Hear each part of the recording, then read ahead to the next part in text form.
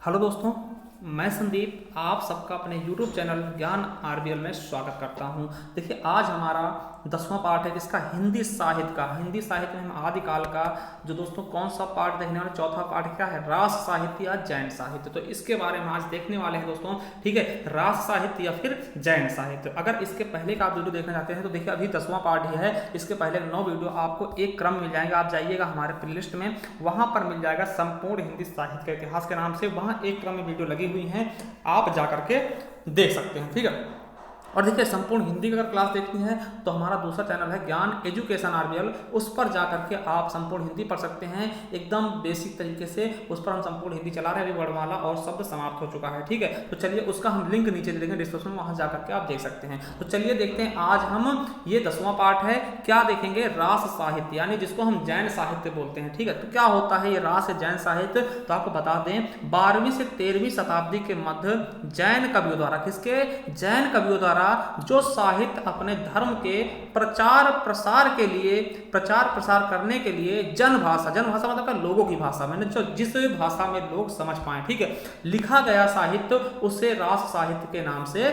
जाना जाता है। ठीक है, उसे ही क्या जानते हैं हम, रास साहित्य के नाम से ही जानते हैं। ठीक है, ये आपको पता लगाना है। ठीक है, तो उसे क्या बोलते हैं हम, रास साहित्य। देखिए, रास का अर्थ क्या होता है, रास का अर्थ क्या होता है, देखिए, जिसमें नृत्य भी हो, संगीत भी हो और क्रीड़ा भी हो, थोड़ा खेल कूद जैसा हो, तो उसे क्या बोलते हैं हम, रास बोलते हैं। ऐसे नहीं, हमने बोलता नहीं श्री कृष्ण रास रचार है ना, तो वो चीज क्या है, श्री कृष्ण के समय ये बहुत ज्यादा प्रचलित थी दोस्तों। ठीक है, क्योंकि वो क्रीड़ा भी करते थे, संगीत भी गाते थे और नृत्य भी करते थे, गोपियों के संग क्या रास रचाते थे ना, तो वही चीज है रास। ठीक है, रास में तीनों चीजें आती हैं, तीनों चीजों का प्रयोग होता है। अगर पूछ ले कि रास शब्द का सर्वप्रथम उल्लेख कहां मिलता है दोस्तों, समझिएगा, रास शब्द का सर्वप्रथम उल्लेख आदि पुराण या जैन पुराण भी कहते हैं में मिलता है, जिसके रचयिता 7वीं शताब्दी के जैन कवि जिनसेन सूरी ने किया था। सूर्य ने किया था। देखिए, ये सूर्य इस तरह लिखा जाएगा। ठीक है, सूर्य इस तरह लिखा जाएगा। देखिए, ये सूरी बड़ा मत लिखना, सूरी लिख दोगे, ये मुस्लिम वाला होता है, जैसे शेर शाह सूरी वाला, ये होता है जैन कवियों के लिए हम यूज करते हैं सूरी, है ना, तो ये चीज आप याद रखेंगे।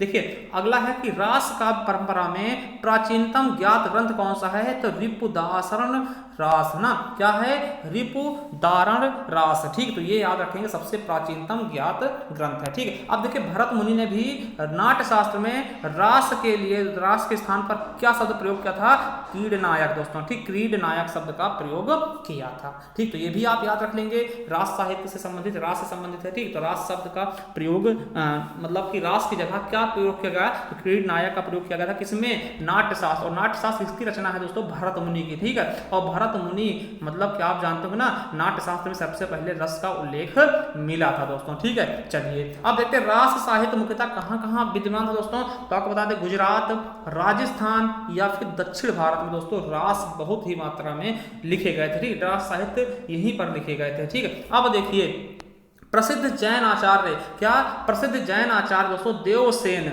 ठीक, उनकी जो रचना थी, उनके द्वारा कृत रचना कौन, श्रावकाचार को डॉक्टर नगेंद्र ने हिंदी की प्रथम रचना मानी थी। और आपको पता भी होगा कि श्रावकाचार की जो देवसेन है, ठीक, सॉरी, देवसेन कृत जो श्रावकाचार है, यही क्या है, हिंदी की प्रथम रचना है। ये हम पहले भी बता चुके हैं। ठीक, तो अगर क्वेश्चन आता है कि हिंदी की प्रथम रचना कौन सी है, तो कौन सी है, श्रावकाचार। किसके द्वारा लिखी गई है, तो आचार्य देवसेन द्वारा। किसने माना था, तो डॉक्टर नगेंद्र ने। ठीक है, चलिए अगला देखते हैं कि समस्त रास साहित्य का आधार क्या है, तो जैन पुराण है। क्या, जैन पुराण समस्त रास साहित्य का आधार है दोस्तों। ठीक, अब देखिए, रास साहित्य जो है 3 शैलियों में रचित है। पहला है चरित, आचार और फागु, 3 शैलियां हैं रास साहित्य की। ठीक है, अब देखिए, जो रास साहित्य में नायक होते हैं, तो वो नायक किसको बनाते हैं, तो जो इनके धर्म के जो तीर्थंकर थे दोस्तों, तीर्थंकर जैसे 24 तीर्थंकर हुए, महावीर स्वामी, तो इन्हीं सब का उल्लेख इसमें रास साहित्य में किया गया है। ठीक है, अब देखिए, जो जैन साहित्य में क्या है, जो जैन साहित्य लिखे गए हैं दोस्तों,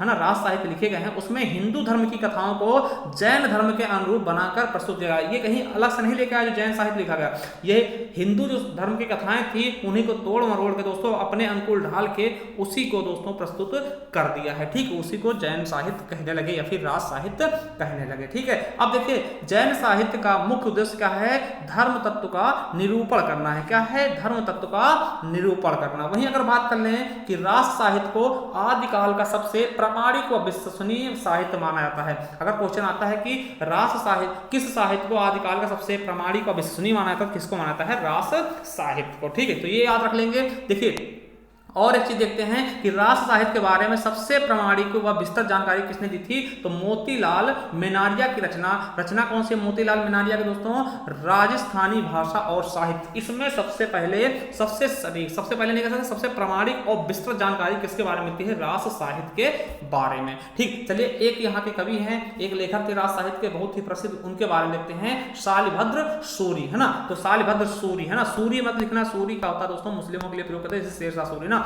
ये होता है जैन कवियों के लिए। तो शालिभद्र सूरी थे। अब इनकी रचनाएं को देखते हैं। देखिए एक चीज और याद रखिएगा कि जो गणपत शालिभद्र सूरी हैं, इनको जो गणपत चंद्रगुप्त थे उन्होंने हिंदी का प्रथम कवि माना था। ठीक, तो क्वेश्चन आ सकता है कि गणपत चंद्रगुप्त ने किसे हिंदी का प्रथम कवि माना? तो शालिभद्र सूरी को। वैसे हिंदी का प्रथम कवि पूछे तो कौन होंगे? सरहप्पा होंगे। कौन होंगे? सरहप्पा होंगे दोस्तों। ठीक, वैसे हर लेखक के अनुसार, बहुत से लेखकों के अनुसार अलग अलग मत है, मगर मेन जो मत जो है, सबसे प्रसिद्ध मत कौन सा है? सरहप्पा। ठीक है, तो यही प्रथम कवि हैं। ठीक, अगर प्रथम रचना मानते हो तो श्रावकाचार्य होगा, जो कि हम पहले बता चुके हैं, देवसेन कृत दोस्तों। ठीक है, अब देखिए इनकी रचनाएं देख लेते हैं। देखिए रचनाएं, पहली रचना देखते हैं, भरतेश्वर बाहुबली रास 1184 में लिखा है। देखिए इस रास में इसे जो है रास साहित्य की पहली रचना माना जाता है। क्या?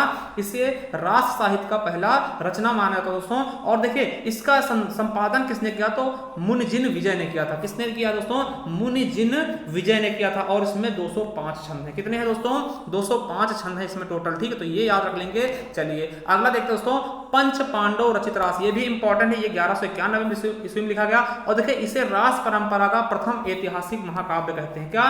रास परंपरा का प्रथम ऐतिहासिक महाकाव्य कहते हैं। और इसमें टोटल कितने सर्ग हैं दोस्तों? तो 15 सर्ग हैं। ठीक है, ये याद रख लेंगे। अब देखिए तीसरा क्या है इन्हीं का, क्या है दोस्तों? बुद्धिरास। ठीक, ये 1193 ईस्वी में इन्होंने लिखा था। ठीक है, अब कुछ देखते हैं दोस्तों, कुछ रचना देखते हैं, रास देखते हैं और उनके रचनाकार देख लेते हैं। जैसे चंदन वाला रास किसकी है दोस्तों? तो आसव की है। ठीक है, वही बात कर ले, स्थलभद्र किसकी? स्थलभद्र रास किसकी है? तो जिन धर्म सूरी की है दोस्तों। ठीक है, वहीं नेमिनाथ रास की बात करते हैं तो सुमति गुण की है दोस्तों। ठीक है, और कच्छुल रास बात करते हैं तो प्रज्ञा तिलक जी की है। वही बात कर ले, जिन पदम सूरी रास दोस्तों तो सार मूर्ति जी की है। किसकी है? सार मूर्ति जी की है। और वही बात कर ले, करकंड रचित रास किसकी है? तो कनका मरमुनि जी की है। वही बात कर ले, कुमार पाल प्रतिबोध किसकी है? तो सोमप्रभ सूर्य जी की है दोस्तों। ठीक, तो ये चीजें आपको अच्छे से याद रखना है। अगला देखते हैं, दर्शन शास्त्र किसकी है? तो देवसेन की है। ठीक है,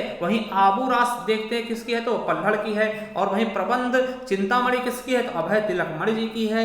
और हरिचंद्र पुराण किसकी है? तो पद्मनाथ जी की है। किसकी है? पद्मनाथ जी की है दोस्तों। तो इस तरह से आपको इनको अच्छे से याद रख लेना है। और देखिए आपको हमारे चैनल को इसी तरह से सब्सक्राइब कर लेना, क्योंकि इसी तरह वीडियो हम लेकर के आते रहते हैं। और हम आपको बता दें कि जो हमारा ज्ञान एजुकेशन आरबीएल है, उस पर हम संपूर्ण हिंदी चला रहे हैं। हम बता दें किस प्रकार से आप देख सकते हैं। चलिए देखते हैं।